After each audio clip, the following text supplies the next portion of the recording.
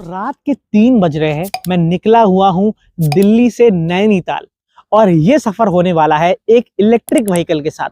और ये electric vehicle ऐसा भरोसेमंद इलेक्ट्रिक व्हीकल है जो आज पता चलेगा कि ये कितना खर्चा लेता है और कितना टाइम लगाता है। मैं बात कर रहा हूँ टाटा पंच ईवी के बारे में। इस गाड़ी को लेके निकला हुआ हूँ और दिल्ली से नैनीताल का सफर तक तय करने वाला हूँ। और इस पूरे सफर में गाड़ी में कितना खर्चा आने वाला है, कितनी बार चार्जिंग करनी पड़ेगी, कितना चार्जिंग टाइम लगेगा, सारी डिटेल्स बताने वाला हूं आज की इस वीडियो में। तो बने रहिए, ये वीडियो रॉ होने वाली है, इस तरीके से होने वाली है जैसे आप कोई इलेक्ट्रिक व्हीकल चला रहे हो और आप दिल्ली से नैनीताल का सफर कर रहे हो। तो अगर आप भी इस जर्नी में जुड़ना चाहते हैं तो बने रहिए आज की इस वीडियो में मेरे साथ। तो मेरा नाम है फराज और आज चलते हैं टाटा पंच ईवी को लेके दिल्ली से नैनीताल। फाइनली मैं गाड़ी के अंदर आ चुका हूं और मैं गाड़ी को स्टार्ट कर रहा हूं और लेके चलता हूं इसको ड्राइव पर। अभी इस गाड़ी के अंदर 204 किलोमीटर की रेंज दिखा रही है और गाड़ी का जो स्टेट ऑफ चार्ज है वो 77% है। और टायर प्रेशर मॉनिटरिंग सिस्टम के दिखा रहा है कि इसके अंदर टायर प्रेशर भी लो है। तो इसके अंदर आगे चल के एयर भी डलवाते हैं और इसके रेंज टेस्ट भी करते हैं। भाई फाइनली टायर के अंदर हवा डाल रहे हैं हम लोग। 35 PSI 17 थी और 35 डाल रहे हैं। इसमें भी हवा कम थी और इसमें भी डाल रहे हैं। सारे टायर में हवा कम है एक्सेप्ट इस वाले के। तो लगता है सेंसर्स में कोई इशू है क्योंकि यहाँ पर अभी भी दिखा रहा है कि इसके अंदर टायर प्रेशर लो है। फुल करवा दिया है बट स्टिल इसमें अभी भी दिखा रहा है। तो इसका मतलब ये है कि सेंसर में कोई दिक्कत है इसके, बट फिर भी हमने डलवा लिया है और हमने अपनी तरफ से काम कर लिया। भाई गाड़ी को क्रूज पे सेट कर दिया है मैंने। यहाँ पर बटन दबाया कुछ इस तरीके से और ये गाड़ी क्रूज पर चल रही है। स्पीड को अप एंड डाउन कर सकते हैं इस एरो से। ये देखिए 74 पे मैंने सेट कर रखा है और ये बिना पेडल को दबाए आराम से गाड़ी अपने आप चलती जा रही है और आसानी से सफ़र करता जा रहा है क्योंकि ऑटोमेटिक गाड़ी में गियर चेंज करने की कोई टेंशन नहीं होती है। और साथ ही जब क्रूज कंट्रोल हो तो रास्ता और भी ज़्यादा ज़बरदस्त बन। गाड़ी क्रूज कर रही है 75 पे और अभी हमारी रेंज है 175 किलोमीटर की और रीजनरेटिव ब्रेकिंग का लेवल हमारा 3 चल रहा है और 64% बैटरी रह गई है। अब हमारा पहला टोल आने वाला है। दिल्ली से हम चले थे और हमारा पहला टोल जो है चजारसी पे आ रहा है। हमारी ट्रिप को तकरीबन 30 किलोमीटर हो चुके हैं, 30 किलोमीटर्स हो चुके हैं और अब टोल पे चलते हैं और आगे चले जाते हैं भैया। तो खुल चुका है हमारा टोल गेट। इसकी रेंज आप लोग देख रहे हैं 174 दिखा रही है, बट अगर मुझे इसकी रेंज, यहाँ पे शीशा भी ब्लर हो रहा है, इसका विंडशील्ड भी ब्लर हो रही है, तो मैं यहाँ पर इसका जो डिफॉगर दिया गया है वो डिफॉगर खोलता हूँ। तो देखिए डिफॉगर खोलते ही गाड़ी की रेंज जो है वो 156 हो गई है। तो इतना ज़्यादा फ़र्क पड़ता है किसी भी इलेक्ट्रॉनिक को ऑन करने से। गाड़ी की रेंज 30-40 किलोमीटर कम हो जाती है, बट एकदम से क्लियर कर देता है विंडस्क्रीन को।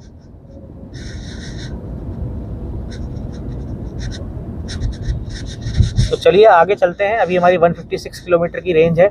इसको अगर मैं ऑफ कर देता हूँ यहाँ से, देखिए 173 हो गई।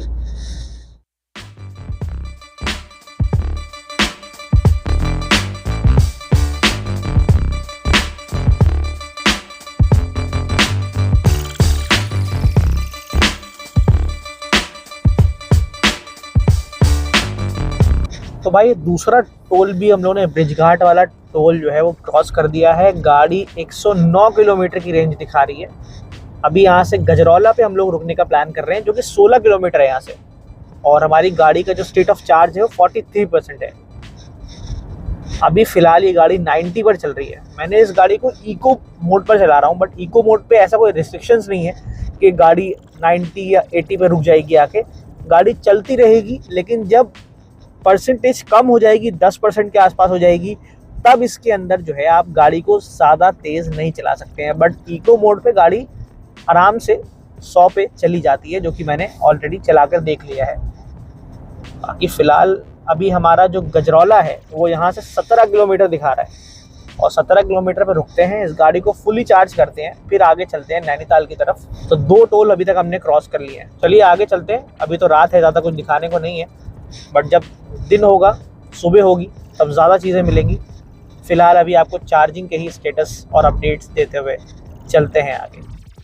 तो भाई ले लिया है फाइनली हमने अपना पहला स्टॉप। यहाँ पर देखिए 93 किलोमीटर की रेंज दिखा रहा है और 37% बैटरी बची हुई है। टाइम हो रहा है रात के 4:02। सामने आ चुका है टाटा का चार्जिंग स्टेशन और ये है रॉयल विलास 9 होटल पे, जो कि गजरौला से थोड़ा आगे पड़ता है। गाड़ी को करते हैं ऑफ और बाहर निकलते हैं। इस गाड़ी को लगाते हैं चार्जिंग पे। चार्जिंग पोर्ट यहाँ पर है, जो कि अंदर से खुलता है। आप लोग देख सकते हैं कि यहाँ पर आप लोग आते हैं चार्जिंग के लिए। तो कुंदन्स रेस्टोरेंट है, रॉयल विलास 9 होटल है, गजरौला से थोड़ा सा आगे है। अगर आप इस रूट पे ट्रैवल कर रहे हैं तो आपको यहीं पर चार्जिंग स्टेशन मिलने वाला है।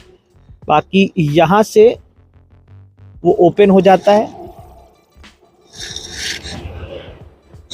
यहाँ पर ये ओपन हो चुका है। अब यहाँ से हम लोग उसको चार्जिंग पे लगाते हैं। तो भाई इस तरह की गन है कुछ CCS2 चार्जर की, जो कि DC चार्जर होता है। थोड़ा सा और यहाँ पर बोलते हैं इसको, ये इस तरीके से गाड़ी अपने आप चार्ज होने लगी है। अब वीडियो ऑफ करके मैं इस गाड़ी को चार्जिंग पे लगाता हूँ। पिछले 15 मिनट से 20 मिनट से तकरीबन हम लोग इस गाड़ी को चार्ज करने की कोशिश में लगे हुए थे।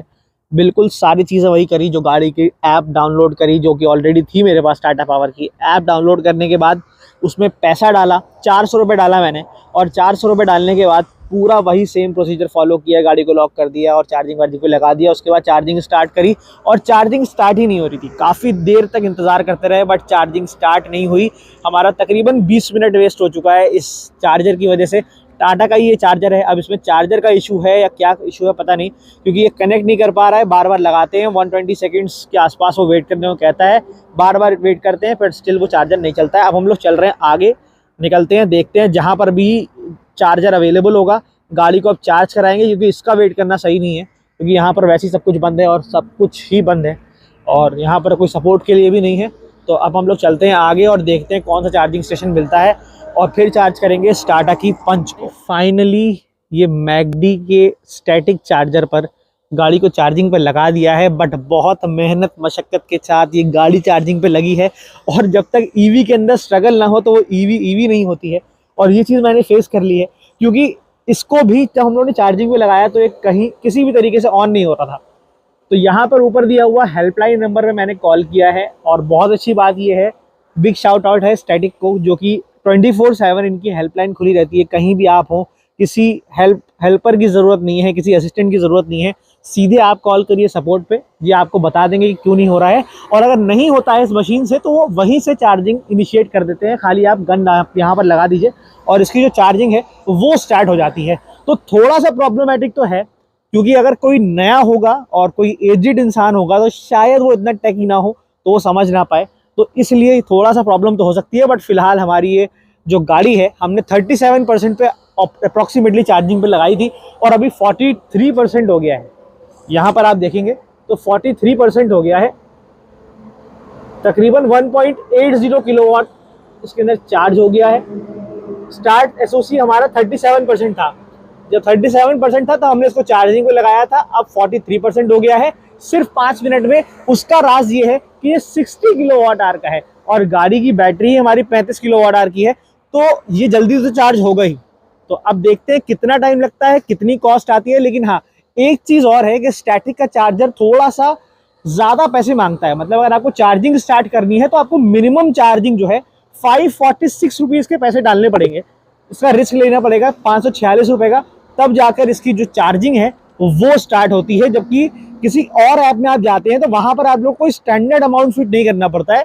कोई भी रैंडम अमाउंट आप लोग 300, 400 रुपये, 200 रुपये अपने हिसाब से डाल सकते हैं। बट इसके अंदर मुझे 546 रुपीज़ डालने पड़े, तब जाकर इसकी जो चार्जिंग है वो बेसिक चार्जिंग स्टार्ट होती है।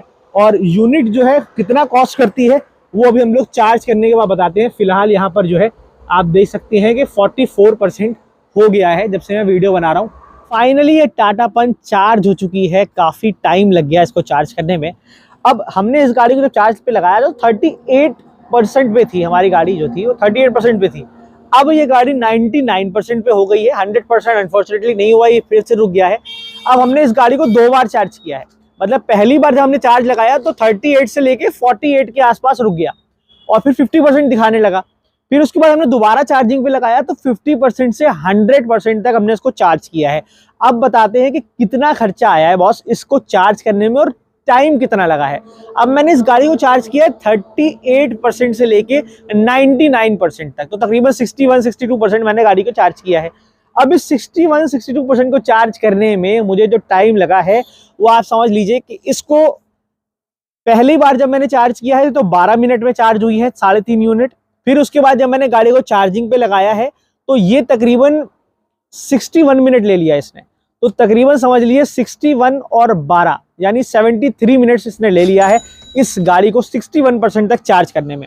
अब आप लोग समझ सकते हैं कि भाई कितना टाइम लगता है एक इलेक्ट्रिक व्हीकल को चार्ज करने में, और स्पेशली अगर आप लोग ऐसे ऑफ टाइम पे ट्रैवल कर रहे हो कि रात में आप 4 बजे निकले हो और रात में 3 बजे निकले हो और 4 बजे आपने चार्जिंग पे लगाई हो और 5 बज चुका हो, तो काफ़ी टाइम लगता है। अब चलते हैं आगे, सफ़र को कंटिन्यू करते हैं। अब देखते हैं कि हमें क्या दोबारा से इस सफ़र में कहीं चार्जिंग की ज़रूरत पड़ती है और कितना खर्चा आता है टोटल, वो आपको नैनीताल चल के ही बताएंगे। तो अब आ चुका हूँ मैं इस गाड़ी के अंदर, आपको मैं दिखाता हूँ कि इस गाड़ी को जब मैंने चार्ज कर लिया है तो 99% मशीन के अंदर दिखा रहा था, अब यहाँ पर दिखा रहा है 98% और रेंज आ रही है 248 किलोमीटर। लेकिन मैं एक बार इको पे चेक करता हूँ, ये देखिए इको पे करने के बाद 263 की रेंज आ रही है और इसको लेवल 3 पे कर देता हूं तो 267 किलोमीटर की ही रेंज आ रही है। लेकिन जब गाड़ी को चार्ज कर रहा था तो 302 किलोमीटर की रेंज आ रही थी। तो ये बहुत ही अजीब है कि जब चार्जिंग ओवर हुई है तो इतना किलोमीटर कैसे घट गया, ये क्या इशू है, ये क्या प्रॉब्लम है, ये मुझे समझ में नहीं आ रहा है कि इतनी ज्यादा प्रॉब्लम कैसे दिखा सकती है, इतना कम कैसे रेंज हो सकती है। देखिए 267 किलोमीटर है और 98% चार्ज है, फिर भी 267 किलोमीटर ही रेंज देगी और ये लॉन्ग रेंज वाला वर्जन है। चलिए चलते हैं, कोई बात नहीं, सफर पर, और आपको बताते हैं कि भैया क्या आगे हमारे साथ क्या क्या होना बाकी है।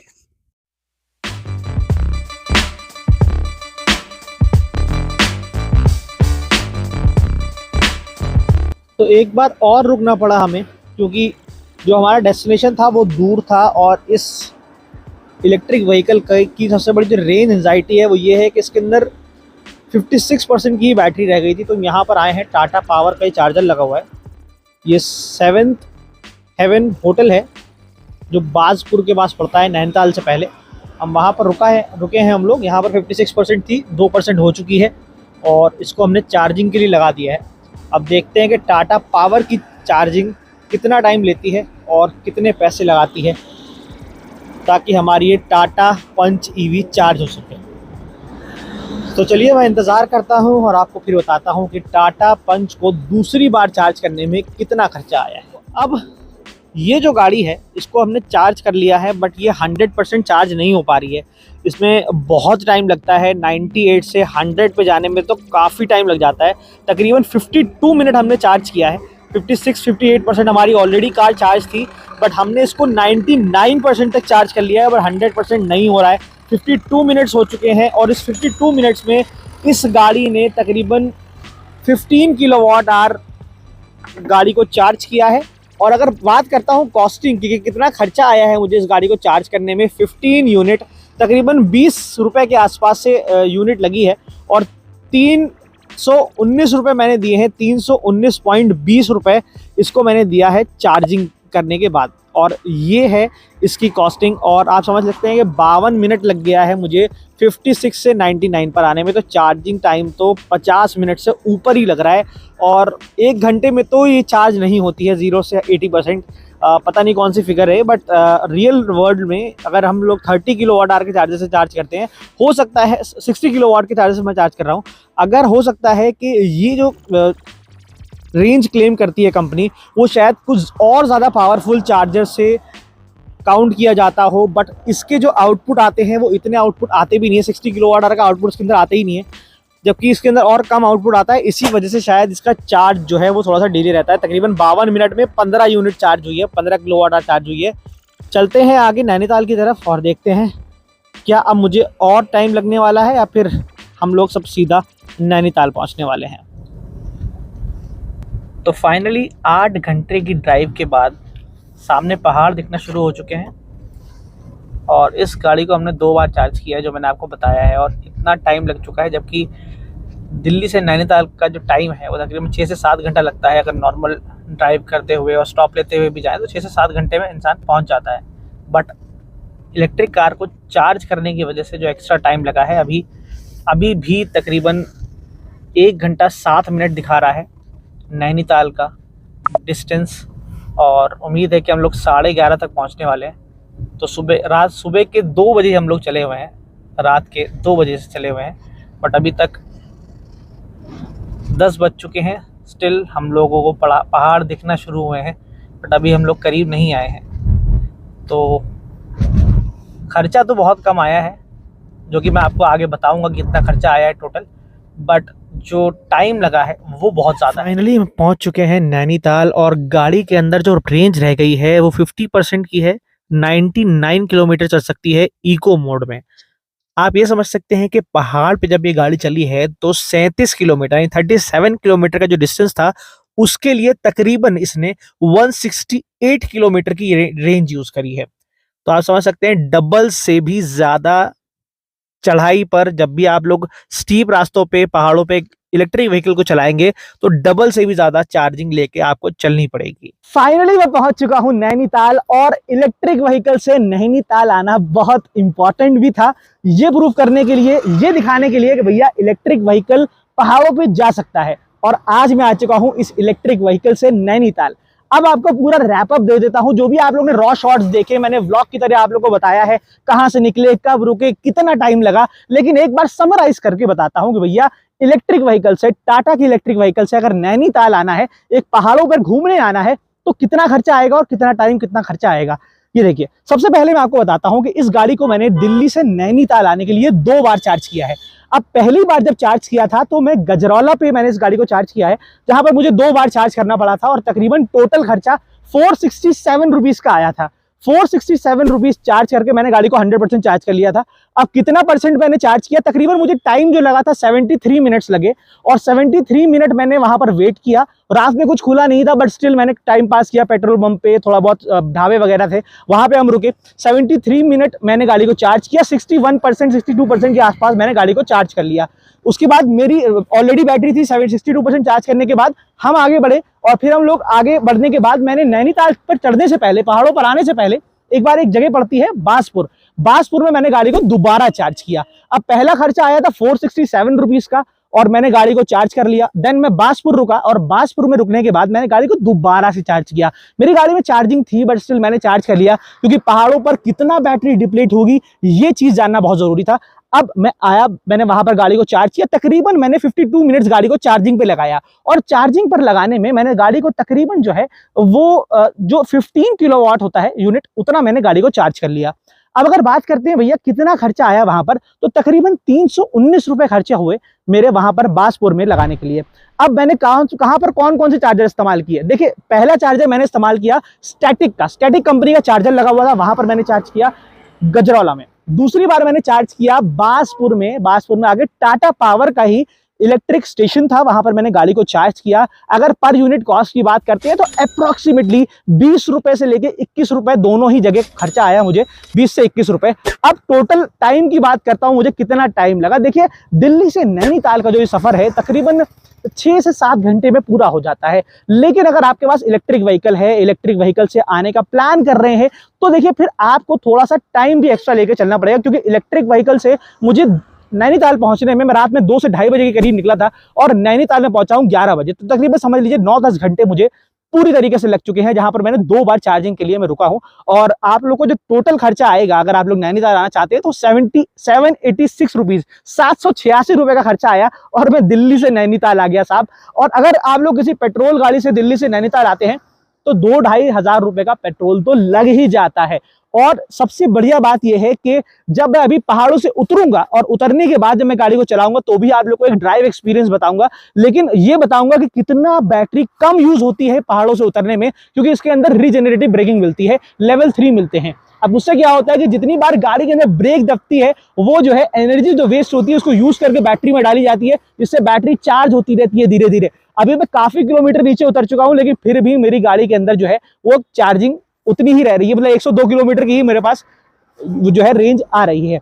अब मेरा एक्सपीरियंस कैसा रहा टाटा पंच के साथ? मेरा एक्सपीरियंस बहुत अच्छा रहा। इसके बाद नेक्स्ट टाटा के व्हीकल से हम लोग किसी और बढ़िया लोकेशन पर जाएंगे, इससे बढ़िया पहाड़ पर जाएंगे, जहां पर हम प्रॉपर तरीके से आपको वहां के भी एडवेंचर्स दिखाएंगे। ये जो पहला चैलेंज हमने लिया टाटा पंच के साथ, ये आज कंप्लीट हो चुका है। मुझे बहुत मजा आया है। और एक कुछ थोड़ी सी कमी बताना चाहूंगा कि कमी क्या, आपको तैयारी बताना चाहता हूं कि जब भी इलेक्ट्रिक व्हीकल से आइए तो नीचे ऊपर आने पहाड़ों पे आने से पहले नीचे ही आप लोग गाड़ी को चार्ज कर लीजिए, क्योंकि ऊपर आने में तकरीबन डबल बैटरी यूज होती है और उससे आप लोग की जो है पावर जो है कम हो जाती है। क्योंकि देखिए नीचे जब मैंने चार्ज किया था बाजपुर में तो 247 किलोमीटर की रेंज आ गई थी 99% चार्ज करने पे, बट जब ऊपर आया हूं तो सिर्फ 100 किलोमीटर की रेंज रह गई है और डिस्टेंस सिर्फ 37 किलोमीटर था। तो आप समझ सकते हैं कि कितना बैटरी यूज हुई है। तो ये था मेरा एक रैप अप रिव्यू टाटा पंच का। दिल्ली से नैनीताल गाड़ी को चलाया है, एक्सपीरियंस किया है और बहुत मजे किए हैं। आप भी इलेक्ट्रिक व्हीकल लीजिए, ज्यादा टेंशन मत लीजिए, सस्ती पड़ती है। अगर आप लोग बाहर भी चार्ज करते हैं घर से तो बहुत सस्ती पड़ जाती है, 7-8-10 रुपए की यूनिट लगती है। तो आज ये था टाटा पंच ईवी का रिव्यू मेरा। और अगर आपको ये वीडियो पसंद आई हो तो वीडियो को लाइक करिएगा, मोटोनॉमिक्स से पहली बार आए हैं एक बटन सब्सक्राइब करिएगा, हमें इसी तरह सपोर्ट करिए ताकि हम आपके लिए और इसी तरह का न्यू इंटरेस्टिंग कंटेंट लेकर आते रहें और टाटा की या फिर किसी और गाड़ी के साथ बने रहें। आज की इस वीडियो में यही था, मिलता हूं नेक्स्ट वीडियो में, तब तक के लिए ड्राइव सेफ, राइड।